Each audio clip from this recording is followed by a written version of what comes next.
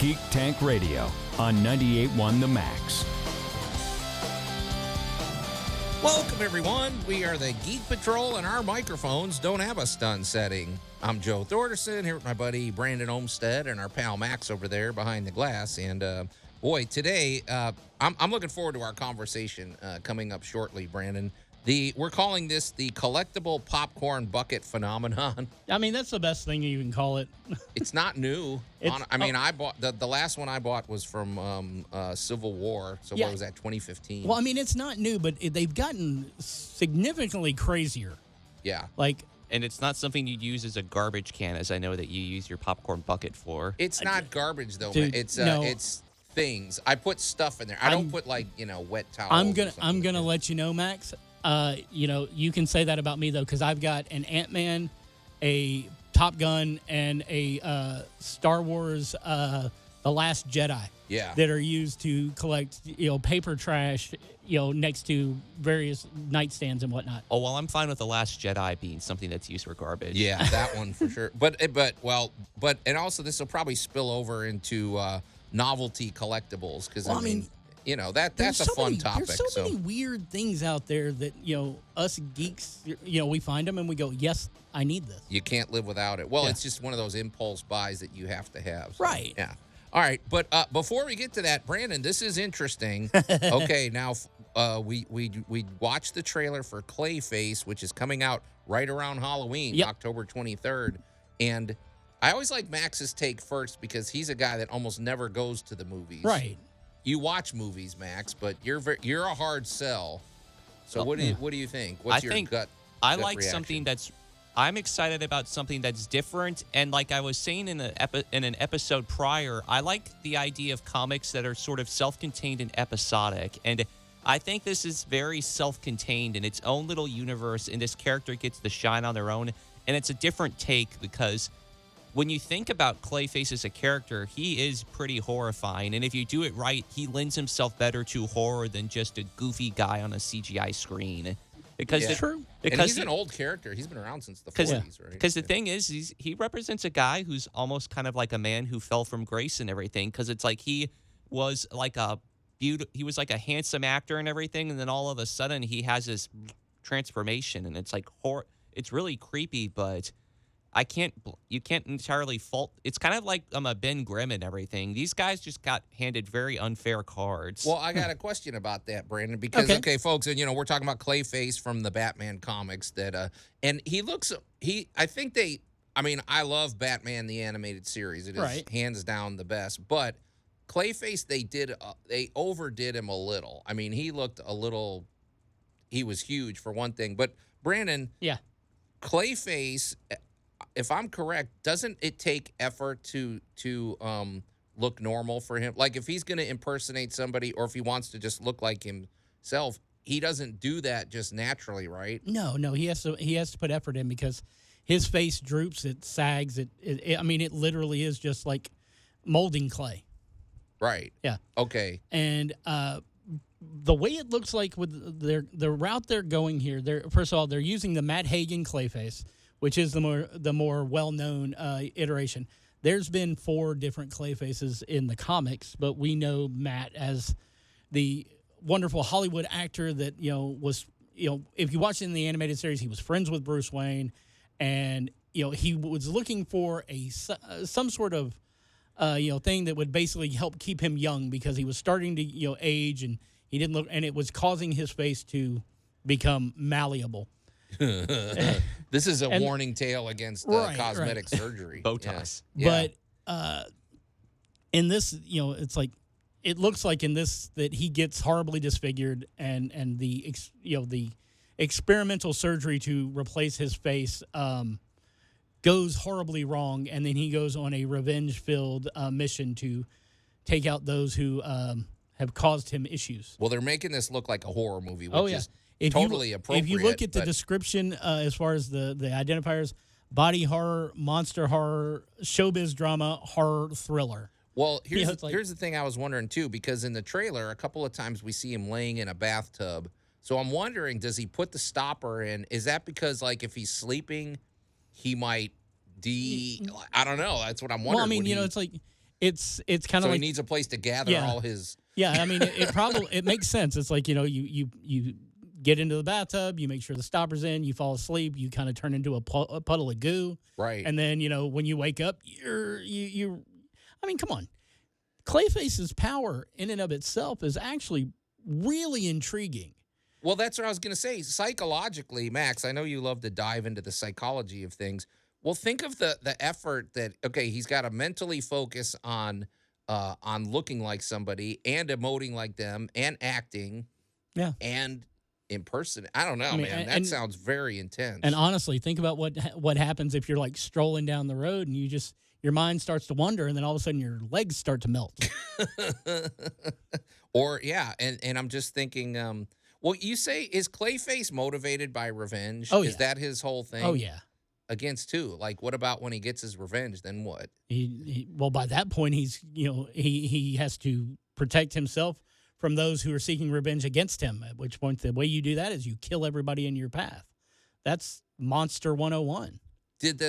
So that's what I'm wondering, because he's an actor. Yeah. And is he affected by did it affect his mind? This Yeah, whole thing? the whole situation, it basically it's the same as like, with Two-Face or actually 90% of the Batman villains. Yeah. Something happened and then they snap. That makes me think of something interesting. I once remember in a psychology class and everything, they said like the idea of like what would our brain look like if it was just like kind of flattened out into a sheet and everything, because our brain is just sort of like this compressed matter and everything. So imagine what a Clayface brain looks like. It's more spread out. Like, that's bizarre. Yeah. No, I think this could be very interesting. How did you make a body horror discussion gross, man? Well, it sounds interesting, and if they do it well, what I like is I don't recognize this actor. He's got an intense face, but I like when you get no-name actor, or at least, lesser-known actors. Well, and I guess I forgot that we're talking to people around breakfast. Yeah. Well, that's Yeah. okay. The actor's name is Tom Rhys Harries, and I'm looking at it. I've seen a couple of the things he's been in, but I don't think he's actually, ever been a major character in any of these. Okay. All right, we're going to have a few parting thoughts about Clayface when we come back here on Geek Tank Radio. You're listening to Geek Tank Radio on 98.1 The Max. Sharknado was an inside job. The Geek Patrol is back. To what end? And welcome back to Geek Tank Radio, everybody. I'm Joe Thorderson here with my friends Brandon Olmstead and our pal Max over there behind the glass. And if you're just tuning in, well, we were talking about this Clayface trailer that dropped. It's not a lot in there, Brandon. No, Actually, it's pretty brief trailer, but it's a DC character from Batman. Yeah, there have been a good chunk of trailers that have been released recently. A lot for stuff that we wouldn't actually talk about here on the show, but they're doing a much better job of keeping a lot under wraps. Yeah. So, Yep. And that's what trailers used to do. oh yeah. It's like- Well, it sounds interesting, and I like this approach of taking maybe characters that aren't quite as well known or mainstream, and any character, if you're all in, even characters like Mr. Freeze. We saw that on Batman the Animated Series. One of the best episodes of all time is the one. What is it? Heart of Glass. Heart of Glass. Heart of Glass. That's Or a great Sub-Zero, the movie. Sub-Zero. That's a really emotional, so any character can work. Clayface, like from a psychological point of view, think of the mental concentration it takes to be Clayface. To literally keep your head together. Yeah. I mean, and here's the thing, and I'm probably gonna catch hell for saying it this way. This is how you do those auxiliary characters, not the way Sony's done them with Craven and Morbius and all that. You do something like this. You lean into what this character is about, and Clayface is for all intents and purposes a psychological horror character. So you do it as a horror movie. It's like if you did if you were going to give me like a movie about the ventriloquist, which we've talked about, delving into his psyche before. I'd love to get a movie with him. And it's like, it would 100% be almost like a Criminal Minds type episode. Yeah. And, it's like you want to do Killer Croc, and it would be visceral.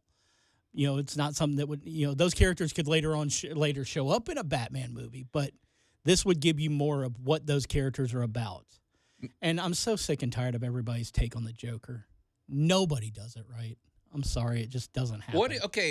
What do you mean by that? Because I know what you mean by that, but it's like, because some people say, well, Heath Ledger was the ultimate Joker, and you and I kind of, he's great. He's a great actor, but that was not the Joker. I'm going to tell you this, and again, I'm probably going to catch grief for it. Take Jack Nicholson's Joker, take Heath Ledger's Joker, take Joaquin Phoenix's Joker, and even take Jared Leto's Joker. Each one of them has an element from the Joker that director or writer decided to lean into, but they lose out on the complex nature of the Joker. The closest we've ever gotten to a comic accurate Joker is, again, Batman the Animated Series, which is a masterpiece, and it's and a master class in all of those characters. There's never been an episode where they were disloyal to the subject matter when it came to introducing a character. They may tweak the origin a bit in order to make it fit within the world. Yeah. But you got that character. And I think it's like, Jack Nicholson's Joker was just he was like the over the top goofy. Heath Ledger's was the anarchist. Joaquin Phoenix is the gangster. And and Jared Leto's, which they want to say that it's like, no, he was the killer. Jared Leto's was the least interesting to me, partly because of the way he looked. I would say he is the least accurate visually. Yeah, but with some of the stuff he did in the scenes where you can tell before the reshoots, like the scene where he goes in and talks with the scientist and everything, those scenes are very psycho Joker. Yeah. And maybe what I'm thinking of too is, giving these characters that haven't really had a chance to be explored. And so maybe the reason we're tired of the Joker is because he's been trod on all the time. Because I like to think that if you're thinking about the history of, everyone wants to give this particular character a try and everything. Right. It's like, we need to let Joker kind of just walk off into the sunset for just a little bit and maybe come back and you'll get an interesting iteration, because it's like, look at acting history throughout time. I'm sure everybody wanted to do their iteration of Hamlet or Othello, and it's like it got stale after a certain point because everybody did it. You're absolutely right, Max. I mean, you've nailed it perfectly there. And it's the same problem you get with Batman in general on screen. Everybody wants to lean into one aspect or another, and you lose something. Yeah. And, because, I know we all love the Batman, but when it comes down to it, we've got the detective, but we don't have the crime fighter yet. But, of course, it's still early. He was early in his career, because I do love that movie. And Matt Reeves has said that in the Batman 2, there is definitely a shift in who he is. He is more the Caped Crusader than the Dark Knight Detective in that one. Yeah. What this makes me think of, putting a pin on it, is I'm remembering a letter that the philosopher Plato once wrote, where he said the whole of wisdom can't be contained in a single book.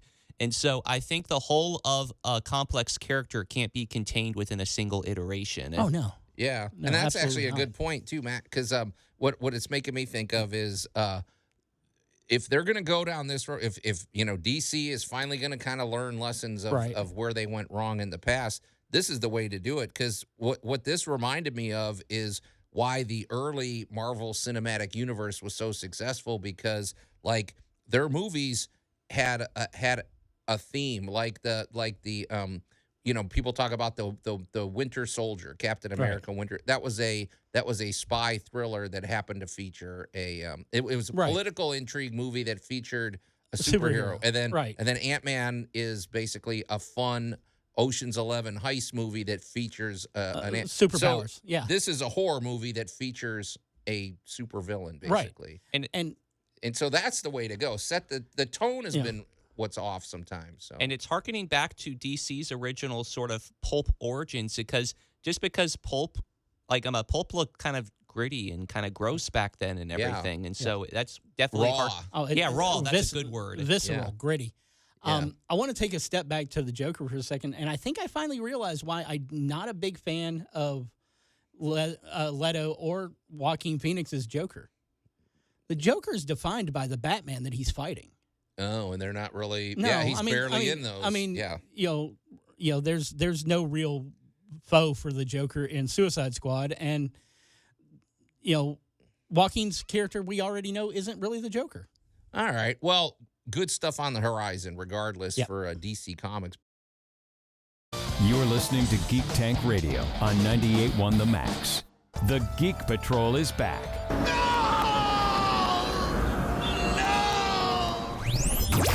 Okay.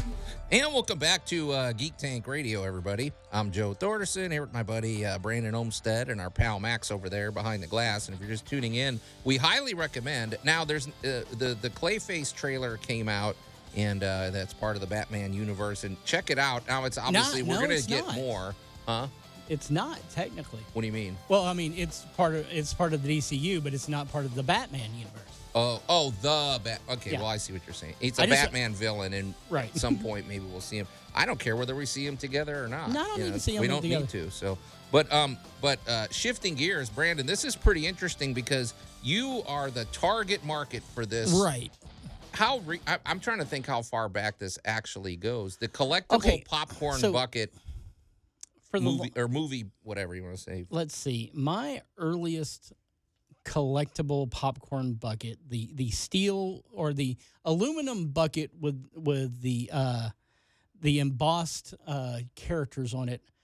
I want to say that the first one I got was a Spider-Man something. Tobey Maguire? No, it was a Garfield Spider-Man. Okay. So we're talking the 2008. Yeah, it's like something like that. I don't really remember anything. I mean, for the longest time before that, it was very much you get your big, movie style popcorn, bucket that's just, it's wax and paper and just you throw it away at the end of the day. Yeah. Some of them shifted to bags. Yeah. Which, whatever. Well, but that's. Didn't we have cups? Maybe cups came first. I want to say collectible cups came first. Yeah.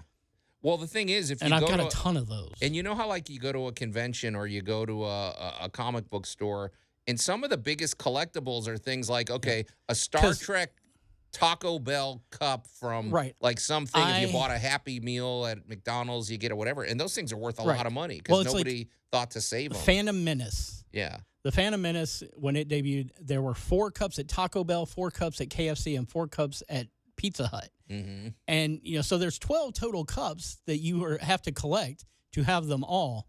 But you had 3 restaurants you had to do it across. Right.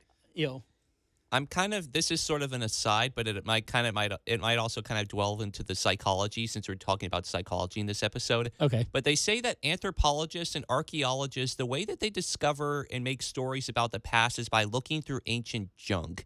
Because nobody's now we're saving our junk and everything. And so what are anthropologists and archaeologists going to say about the psychology of us that we're so desirable to, like, save a cup? We desire to save what it would have maybe in the future be considered trash. I would say that you don't even have to worry about it. There are links I can send you. You'll have months worth of reading material.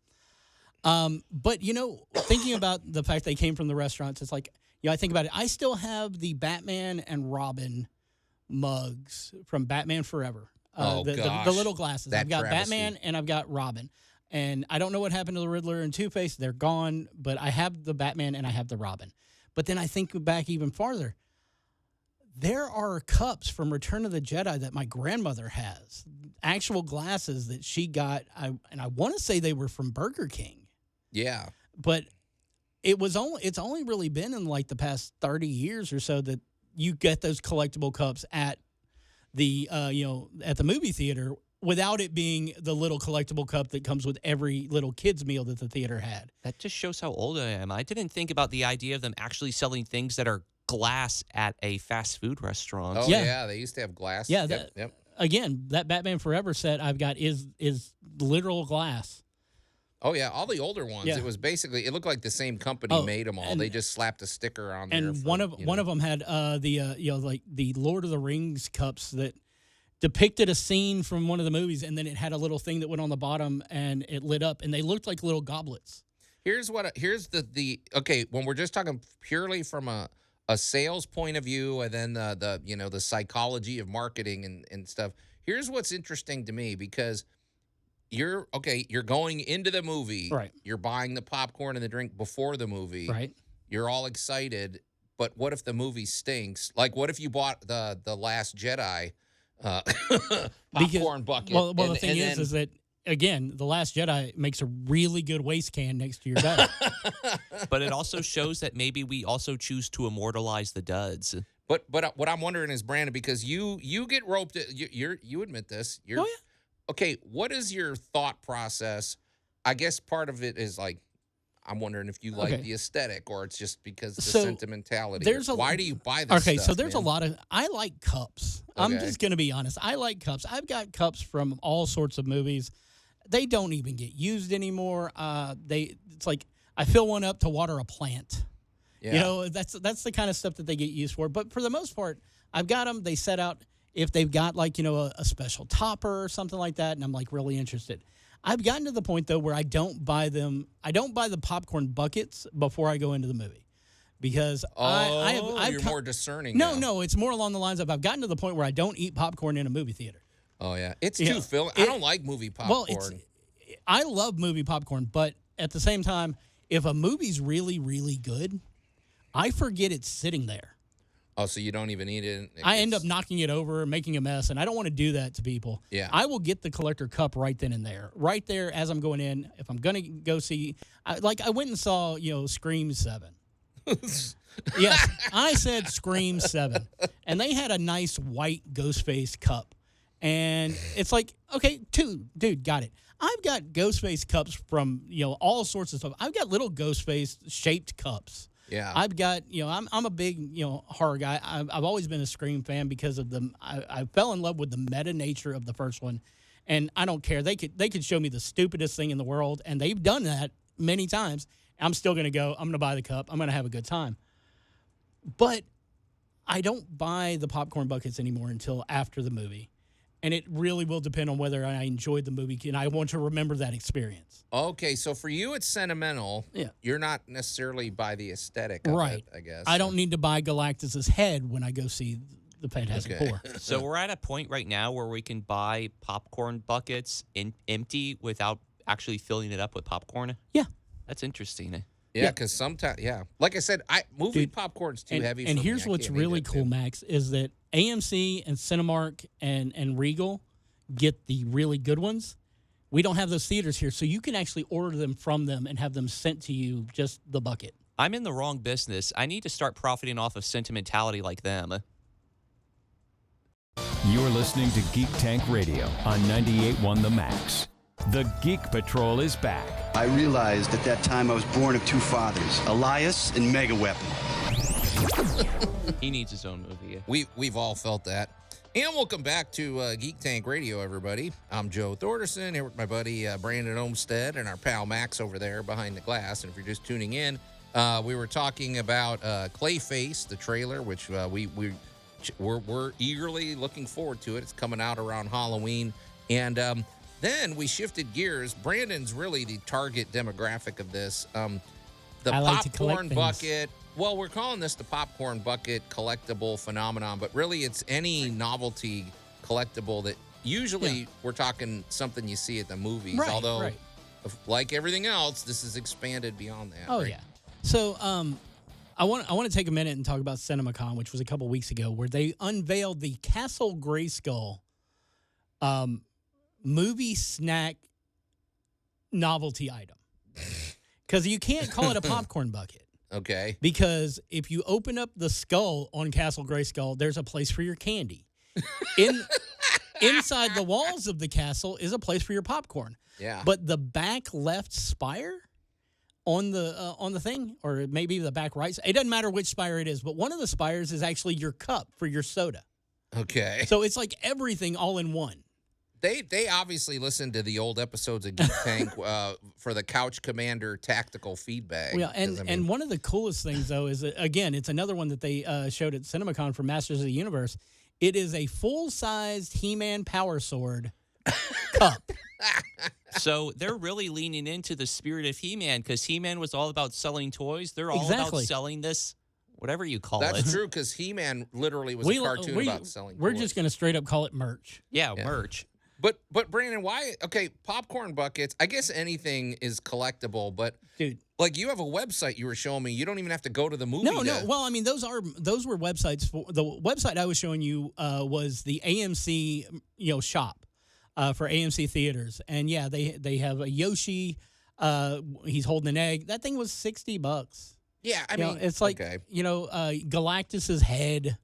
There's a purse that's being released across multiple things for The Devil Wears Prada 2, and it's for your popcorn. I'm starting to think, is this going to become like the Beanie Baby craze, where it's like people don't really buy Beanie Babies for their original intent, and people don't go to the movies anymore for the original intent, which is to watch a movie. They go just to get the thing. Well, I wonder about that, Max. Well, there's always some underground collectible culture, right? I'd love to see the mafia corner these. Oh, dude. Do you know? Have you ever been somewhere where they are selling off? I mean, you'll find them in like shops, like like our buddies over the daycare kids. Those kind of shops where they've just got all sorts of weird stuff, and it's like you look up and like hanging from the ceiling is the Millennium Falcon that was a Toys R Us prop, basically, for when the Power of the Force figures came out. Oh, yeah. And it's huge. And it's like, they were supposed to destroy those, but somebody who works in the stockroom, he took it back there to, quote unquote, destroy it. Mm-hmm. And he passed it off to his buddy, and then his buddy threw it on, like whatever, auction site he could find at the time. Or took it to a convention and sold it to somebody for $300, who then sold it for $1,000, who then somebody else sold it for $2,500. These things people have loved these things forever. The Warner Brothers store. They had these two giant paper, it's just plaster Superman and Batman, wall features. Yeah. A friend of mine worked at the Warner Brothers store that was here in Memphis. When they closed it down, they had to take those things out back and smash them with sledgehammers to destroy them because Warner Brothers didn't want them getting out. Those off. Oh, somebody did. Yeah. Yeah. Well, what I'm wondering about, though, is like, okay, it's one thing to, if you, like, for example, if they had a Dead Poets Society popcorn bucket, I'd buy it because it's my favorite movie of all time. It would be Robin Williams standing on a desk, and then you open the desk, the popcorn's inside. Yeah. But sometimes there's designs that they're just cool in themselves. Maybe you don't even care about the movie. Maybe you know nothing about it. What have you ever been tempted towards any? Dude, any of those? Why do you think I own the Crypto Dog Bowl popcorn bucket?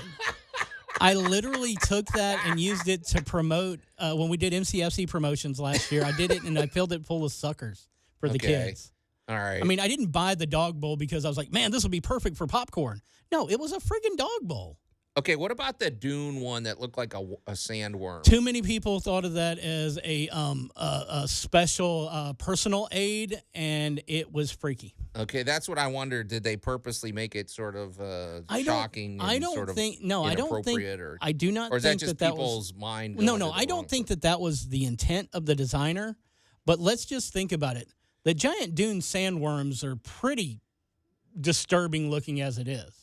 Well, I was just trying to think how you'd run it through the dishwasher. It seems like it would be hard to clean all those little tentacles. You have to wash it by hand. And I wonder if you'd cut yourself or because or if little microplastics would fall off. I mean, they're a soft rubber. I don't know. I don't think the design is okay. But Brandon, if you had to pick one, wait, what, Max? Oh no, go ahead. Go ahead. If you had to pick one, is there one that just stands above in terms of nailing the design aesthetic and the feels and the moment? Everything? I'm gonna say it, and a lot of people are gonna go, "Oh no, that one's bad," but I love it, and that is the Frozen Kingdom Ghostbusters Ghost Trap. All right, what is that one? It looks like the actual Ghost Trap. That's rectangular. So. Right. Okay. And it opens up, but the one they did for Frozen Kingdom has like this pink bucket basically that comes out of it that's supposed to mimic the energy that comes out of the trap when it opens up and it's about full of ghost in. And I think that is one of the coolest looking ones. The Galactus head that they released during Fantastic Four, it's an $80 popcorn bucket. The eyes light up and it's like it's got vac metallized surface, but it looks like you could wear it. I hope that they don't get things that end up talking that end up disturbing the film, like like someone accidentally forgets Sound to turn the effects. mute on No, it. well, Yeah. I mean, you've got light up and everything like that, which is going to disturb me in the movie theater anyway. But yeah, there are some that do make noise, and Oh no. I think that there is an Ecto one that has sirens. Okay. It's getting a little out of hand out there, but okay. Well, interesting stuff, but you guys, we got to get out of here. The show is over. So until next week, we are the Geek Patrol, and I am Joe Thorderson. I'm Maximilian. And I am Brandon Olmstead, promising you'll never see a Geek Tank Radio Cup.